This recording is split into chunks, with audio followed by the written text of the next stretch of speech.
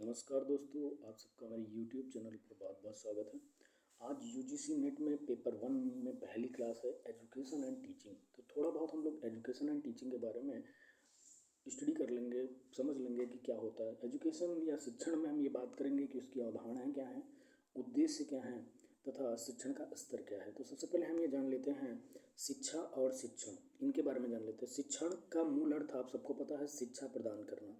शिक्षा प्रदान करना, और ये जो शिक्षा है ये कौन से वर्ड से मिलके बना है? तो शिक्षा जो है शिक्ष धातु से मिलके बना है, जिसका अर्थ होता है ज्ञान प्राप्त करना, जिसके माध्यम से हम अपने संस्कारों, अब ज्ञान के माध्यम से क्या होता है, हम अपने संस्कारों एवं व्यवहारों का निर्माण करते हैं। क्योंकि हमारे जो समाज है हमारा, उसमें संस्कार एवं व्यवहारों का बहुत ज़्यादा वैल्यू है, बहुत ज़्यादा इसका महत्व है। शिक्षा हमें इस योग्य बनाती है कि हम अपने वातावरण में, एक वर्ड यहाँ पर आपको नज़र आ रहा है, समायोजित करना। समायोजित मतलब आप वातावरण में कैसे जो समस्याएं हैं उनमें टैकल करेंगे, कैसे आप समस्याओं से निपटेंगे, कैसे आप समाज के अंदर अपना समायोजन करेंगे, तथा अपने अंदर जो निहित योग्यताएं हैं, उन क्षमता हैं, जो पोटेंशियल्स हैं, जो क्वालिटीज़ हैं, उनका कैसे पूर्ण विकास करना। पूर्ण विकास का मतलब ऑल ओवर डेवलपमेंट की बात होती है। अपने परिवार, समाज तथा राष्ट्र के किसी विशिष्ट क्षेत्र में योगदान कर सकें, क्योंकि शिक्षा का तो मेनली उद्देश्य यही है कि हम अपने समाज में कैसे योगदान कर सकें, कैसे हम अपने समाज को बढ़ा सकें। शिक्षा का मेनली उद्देश्य ये होता है। शिक्षा प्रदान करने वाले शिक्षक, अध्यापक या अध्येता, यहाँ पर अध्येता जो वर्ड है ये स्टूडेंट के लिए यूज हुआ है, लेकिन जो शिक्षा प्रदान करते हैं शिक्षा या अध्यापक होते हैं। शिक्षक मूलतः शिक्षण उद्देश्यों की प्राप्ति के लिए सहजकर्ता के रूप में कार्य करता है। सहजकर्ता का अर्थ होता है गाइड के तरीके से। एक तरीके से जो शिक्षक होता है वो गाइड के तरीके से काम करता है। जो स्टूडेंट्स हैं उनको कैसे किसी भी समस्याओं, जब वो समस्याओं में आ जाते हैं तो कैसे वो उन्हें सहज करता। जब आप सीटेट का एग्ज़ाम देते हैं तो उसमें पाड़ वर्ड आता है, गाइड वर्ड आता है, उसी तरह यहाँ पर एक वर्ड आया है सहजकर्ता। तो शिक्षण उद्देश्यों की प्राप्ति के लिए टीचर एज अ सहजकर्ता यूज़ होता है। कैसे आप सहजकर्ता के रूप में काम करते हैं, ये शिक्षा का मेन उद्देश्य होता है। तो अगली स्लाइड में हम आगे बढ़ेंगे और जानेंगे शिक्षा के अर्थ। तो शिक्षा मेनली दो परिप्रेक्ष्यों में हम समझ सकते हैं। एक शिक्षा का व्यापक अर्थ है और एक शिक्षा का आप संकुचित अर्थ के रूप में जान सकते हैं। तो शिक्षा के व्यापक अर्थ के अनुसार बताया गया कि ये सारा संसार, ये जो पूरा संसार है यही शिक्षा का क्षेत्र है। ये कह सकते हैं कि पूरा संसार ही शिक्षा का क्षेत्र है। ये बताया गया है कि हमारा पूरा संसार जो है शिक्षा का क्षेत्र है।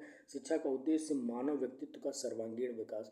जो भी मानव की डेवलपमेंट है उसमें ऑल ओवर डेवलपमेंट की बात होती है। सभी व्यक्ति, बाल, युवा, वृद्ध, स्त्री, पुरुष, विद्यार्थी, जितने भी लोग हैं उन सबको कैसे हम उनके वैल्यूज़ को, उनकी क्वालिटीज़ को, उनकी पोटेंशियल को कैसे हम बढ़ा सकें, कैसे इस समाज में हम उनका योगदान ले सकें, कैसे इस समाज में हम उनको यहाँ पर समायोजित कर सकें। मेनली उद्देश्य एजुकेशन का यही होता है। हम जीवन पर्यंत कुछ न कुछ सीखते रहते हैं। जैसे आपको पता है शिक्षा जीवन पर्यंत चलने वाली प्रक्रिया है, जन्म से लेकर मृत्यु तक चलने वाली एक प्रक्रिया है। तो उसी तरीके से हम शिक्षा में, जैसे आपको पता है, दो तरीके से, तीन तरीके से हम शिक्षा ग्रहण करते हैं। एक होती है औपचारिक शिक्षा, एक होती है अनौपचारिक शिक्षा। औपचारिक शिक्षा आप सबको पता है, जो हम कॉलेज, स्कूल और एक ऑर्गेनाइज वे में जो हम ग्रहण करते हैं उसे औपचारिक शिक्षा। तथा अनौपचारिक शिक्षा जो हम अपने समाज में रहते हुए किसी व्यक्ति से, रिक्शा चलाने वाले लोगों से हम सीख सकते हैं, हम रोड पे चलते हुए लोगों से सीख सकते हैं, अपने दादा से सीख सकते हैं, अपने परिवार में किसी व्यक्ति से सीख सकते हैं। तो वो अनौपचारिक शिक्षा हो जाती है। अतः व्यक्ति का पूरा जीवन ही उसका शिक्षा काल है। ये एक बहुत इंपॉर्टेंट वर्ड है कि पूरा जीवन, व्यक्ति का पूरा जीवन शिक्षा काल है। इसका अर्थ है कि शिक्षा जीवन पर्यंत चलने वाली एक प्रक्रिया है। साथ ही प्रत्येक व्यक्ति जहाँ स्वयं दूसरों से कुछ सीखता है, हम हमेशा कुछ न कुछ किसी व्यक्ति से सीखते जरूर रहते हैं। हम उसे ऑब्जर्व करते हैं, उसकी क्वालिटीज़ को, उसके पोटेंशियल को, उनके अच्छी चीज़ों को हम जरूर सीखते रहते हैं। वह दूसरों को कुछ न कुछ शिक्षा भी देता है, जरूर, बिल्कुल। जब हम किसी से सीखेंगे तो सामने वाला भी हमसे कुछ न कुछ सीखता रहेगा। और जीवन की छोटी छोटी घटनाओं में भी हम शिक्षा देते हैं। जो हमारे जीवन में छोटी छोटी घटनाएं रेगुलर बेसिस पे होती हैं, उनमें से भी हम कुछ न कुछ सीखते रहते हैं।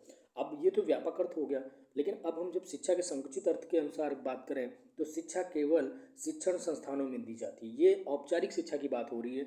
ऐसी शिक्षा जो सिर्फ शिक्षण संस्थानों में, जहाँ पर हमें डिग्रीज मिलती हैं, जहाँ पर हमें नंबर्स मिलते हैं, जहाँ पर हमें ये रैंकिंग मिलती है, जिन जिन शिक्षा के माध्यम से हम आगे के जीवन में जॉब कैसे करना है, कैसे आगे हम सर्वाइव करेंगे, इन चीज़ों के बारे में बात होती है। तो ये संकुचित अर्थ की बात हो रही है। इसका एक निश्चित पाठ्यक्रम और अवधि होती है। बिल्कुल, जब आप औपचारिक शिक्षा की बात करेंगे तो उसका कुछ करिकुलम होगा, उसका कुछ टाइम होगा। औपचारिक शिक्षा में यही है कि आपको एक करिकुलम के बेस पर पढ़ना पड़ेगा तथा एक टाइम के बेस पर पढ़ना पड़ेगा। शिक्षा का उद्देश्य विशिष्ट विषयों का ज्ञान प्राप्त करना। जब संकुचित अर्थ में बात करेंगे तो शिक्षा का मेनली उद्देश्य होता है कुछ एक विशिष्ट विषय होते हैं। आप कुछ भी कोई भी क्लास कर रहे हैं, कोई भी डिग्री ले रहे हैं, तो एक विषय होगा, उस विशिष्ट विषय का आपको ज्ञान प्राप्त हो जाएगा।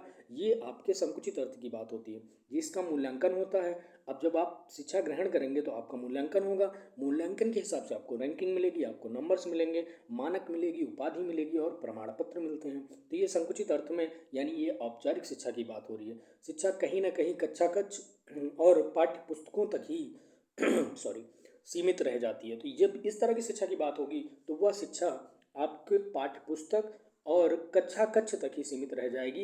यानी रियल में अगर शिक्षा की बात करें तो जो व्यापक अर्थ है, इस शिक्षा की हमें सबसे ज़्यादा समाज में ज़रूरत पड़ती है। सबसे ज़्यादा अगर समाज में जिस शिक्षा की ज़रूरत पड़ती है तो वो यही शिक्षा होती है, यानी व्यापक अर्थ की शिक्षा। लेकिन संकुचित अर्थ की शिक्षा हमें डिग्री, मानक, उपाधि, प्रमाण पत्र प्रदान करती है।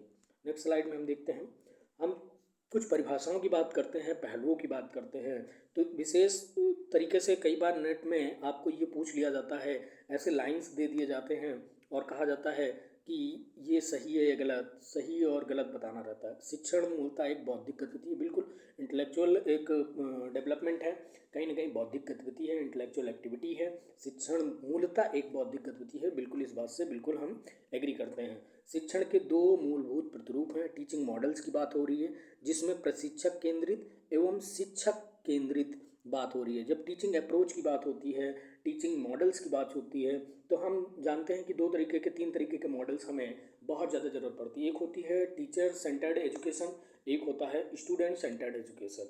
टीचर सेंटर्ड एजुकेशन आप सबको पता है, जहाँ पर शिक्षक एक प्रमुख भूमिका में रहता है और जो स्टूडेंट होता है उसमें एक डिमेरिट ये होती है कि स्टूडेंट जो होता है कहीं ना कहीं पैसिव लिसनर के तरीके से काम करता है। बट सबसे अच्छी शिक्षा की बात करें तो वो होती है शिक्षार्थी केंद्रित, जहाँ पर शिक्षार्थी केंद्रित में एजुकेशन जब प्रदान की जाती है तो वहाँ पर स्टूडेंट जो होता है एक्टिव रोल में होता है और स्टूडेंट एक्टिव लिसनर होता है और टीचर जो होता है वो कहीं ना कहीं सहजकर्ता या गाइड का काम करता है।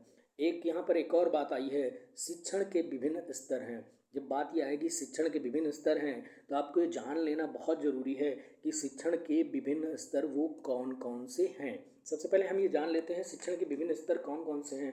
तो मेनली आपको पता होगा कि शिक्षण में मेनली 3 स्तर बहुत ज़्यादा इम्पोर्टेंट माने गए हैं। 3 स्तर की बात होगी तो पहला होता है स्मृति स्तर। पहला है स्मृति स्तर। स्मृति स्तर जो है ये पहला स्तर हो जाता है। दूसरा है जिसे हम इंग्लिश में मेमोरी लेवल कहते हैं, इंग्लिश में हम इसे मेमोरी लेवल कह देते हैं, मेमोरी लेवल। दूसरा है अंडरस्टैंडिंग लेवल और तीसरा हम कहीं ना कहीं रिफ्लेक्टिव लेवल के रूप में जानते हैं। रिफ्लेक्टिव लेवल के रूप में हम 3 स्तर के बारे में बात कर लेते हैं, स्मृति स्तर, अवबोध या बोध स्तर, रिफ्लेक्टिव यानी चिंतन स्तर। तो सबसे पहले हम एक स्तर के बारे में जान लेते हैं, मेमोरी लेवल क्या होता है। मेमोरी लेवल के बारे में हम सबसे पहले समझ लेते हैं कि स्मृति स्तर है क्या। स्मृति स्तर के बारे में हम जान लेते हैं थोड़ा, स्मृति स्तर क्या होता है। तो अगर स्मृति स्तर के मुख्य प्रस्तावक की बात करेंगे किसके द्वारा दिया गया, तो ये हर्बर्ट द्वारा दिया गया। हर्बर्ट द्वारा इस स्तर को दिया गया है, ये आप बहुत ध्यान से देख लीजिएगा।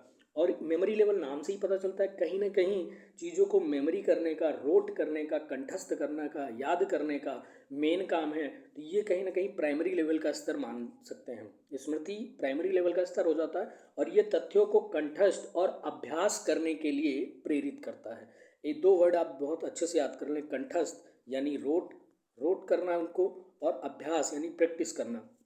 इन दोनों चीज़ों के बारे में बहुत अच्छे से इस पर बल दिया जाता है।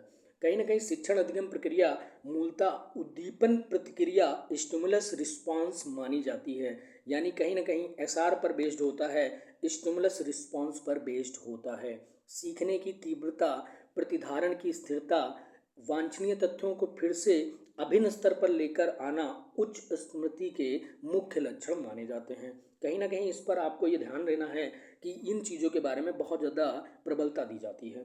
इस स्तर पर मूल्यांकन प्रणाली की बात करें तो आपको मौखिक तरीके से, लिखित तरीके से और निबंध प्रश्नों की परीक्षा ऐसे टाइप क्वेश्चंस को सम्मिलित कर लिया जाता है। तो ये स्मृति स्तर में ये क्वेश्चंस जरूर आएंगे। इसमें से जो मैंने बातें बताई हैं इनको कहीं ना कहीं आप नोट डाउन कर लीजिएगा कि स्मृति स्तर को किसने दिया है, हर्बर्ट द्वारा दिया गया है। मेनली इसका उद्देश्य रोट लर्निंग पर, कंठस्थ करने पर और अभ्यास करने पर, ये कहीं ना कहीं अधिगम प्रक्रिया मूलतः उद्दीपन प्रक्रिया पर बेस्ड होती है, यानी स्टिमुलस रिस्पांस पर बेस्ड होती है, रैपिडिटी इन लर्निंग होती है, स्टेबिलिटी ऑफ रिटेंशन होता है। इन सारी चीज़ों पर ये बल देता है।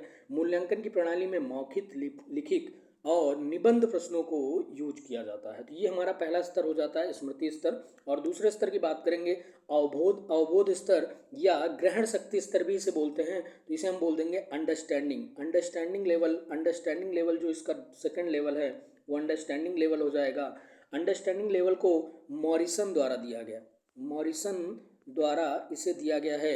मॉरिसन के द्वारा ग्रहण स्तर के मुख्य प्रस्तावक के रूप में मॉरिसन को बोला गया है। तथ्यों को न केवल रट लेना, उसे समझना भी। अब इसमें चीज़ों को रटना तो है ही है, मेमोरी लेवल तो साथ में यूज होगा ही, प्लस इसमें हमेशा इसीलिए इसे बोला गया है मेमोरी प्लस इंसाइट। इंसाइट का अर्थ होता है अंडरस्टैंडिंग करना, तथ्यों को याद रखना, बल्कि उन्हें समझना भी। कहीं ना कहीं ये स्तर आपके प्राइमरी लेवल से ऊपर उठ के स्तर आता है और चीज़ों को समझता है, जनरलाइजेशन पर वर्क करता है। सामान्यीकरण एक वर्ड है, सामान्यीकरण यानी जनरलाइजेशन पर भी बल देता है। अवबोध स्तर मेनली जनरलाइजेशन पर, अवधारणाओं पर, सिद्धांतों पर, संकल्पनाओं पर, परिभाषाओं पर, इन सारी चीज़ों पर भी बहुत ज़्यादा बल देता है। कहीं ना कहीं ये शिक्षक और शिष्य दोनों के लिए तथ्यों को आत्मसात करना, एक साथ इकट्ठा करना और सक्रिय भूमिका प्रदान करता है। अंडरस्टैंडिंग लेवल दोनों के साथ सक्रिय भूमिका प्रदान करता है। और दूसरा मूल्यांकन की बात करें तो इसमें भी प्रश्न ऐसे टाइप प्रश्न होते हैं, शॉर्ट आंसर्स होते हैं और ऑब्जेक्टिव टाइप क्वेश्चंस इसमें सम्मिलित किए जाते हैं। नेक्स्ट हमारा जो स्तर है वो है चिंतन स्तर। चिंतन स्तर की जब भी बात होगी तो हम ये जान लेते हैं चिंतन स्तर जो है हंट द्वारा दिया गया। चिंतन स्तर की बात होगी तो चिंतन स्तर के मुख्य प्रस्तावक हैं हंट के द्वारा इसे दिया गया। अब कहीं ना कहीं ये रिफ्लेक्टिव लेवल बेस्ड क्वेश्चन है, यानी रिफ्लेक्टिव लेवल पे चलेगा। तो ये शिक्षण का सबसे उच्चतम स्तर माना जाता है। उच्चतम क्योंकि रिफ्लेक्टिव लेवल है।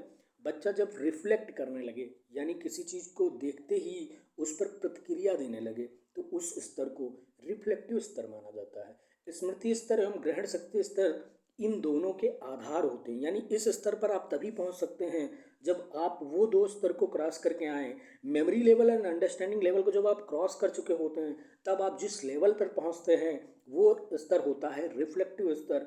यानी आप ये कह सकते हैं कि उच्चतम स्तर में जो ये दो चिंतन स्तर है या विमर्शी स्तर है, ये स्मृति स्तर और ग्रहण शक्ति स्तर का आधार, दोनों इसके आधार माने जाते हैं। ये शिक्षण का समस्या केंद्रित दृष्टिकोण है, यानी कहीं ना कहीं प्रॉब्लम सेंट्रिक अप्रोच माना जाता है। इस स्तर को प्रॉब्लम सेंट्रिक अप्रोच के रूप में हम जानते हैं। और कहीं ना कहीं इंडिपेंडेंट और ओपन एजुकेशन की बात होती है। कक्षा का वातावरण मुक्त और स्वतंत्र होता है, पूरी तरीके से स्टूडेंट सेंटर्ड एजुकेशन के रूप में काम करते हैं। Teacher as a guide work करते हैं, एज अ सहस्कर्ता वर्क करते हैं। और ये विचारशील स्तर को, शक्ति को विकसित करता है। कैसे आप विचारों को अपने वैल्यू देंगे, कैसे आप विचारों में आप जवाब देंगे, इन चीज़ों की शक्ति को बढ़ाता है। और तर्क और कल्पना के द्वारा सफल एवं सुखी जीवन की बात करता है। सब तर्क आप कैसे उसमें रीजनिंग लेवल्स अपने अप्लाइड करेंगे, कैसे आप इमेजिनेशन की बातें करेंगे, कैसे आप हाइपोथेटिकल थिंकिंग करेंगे, इन सारी चीज़ों की बातें ये करता है। और इस स्तर पर ही छात्र समस्याओं के निवारण हेतु रिसर्च करता है। इसी स्तर पर छात्र जो होता है किसी समस्या को देखता है और उस पर कैसे रिसर्च करेगा, ये वही स्तर होता है जहाँ पर रिसर्च होता है। मुख्यतः जो परीक्षा होती है वो ऐसे टाइप के प्रश्नों का उपयोग किया जाता है। ऐसे टाइप के जो क्वेश्चंस होते हैं उनका यूज इस स्तर पर किया जाता है। कई बार निबंध के जो परीक्षार्थी या जो ये क्वेश्चन दिए जाते हैं उनमें मनोवृत्ति, विचार एवं भागीदारी यानी एटीट्यूड, थॉट एवं पार्टिसिपेशन को भी मूल्यांकन के लिए प्रयोग किया जाता है।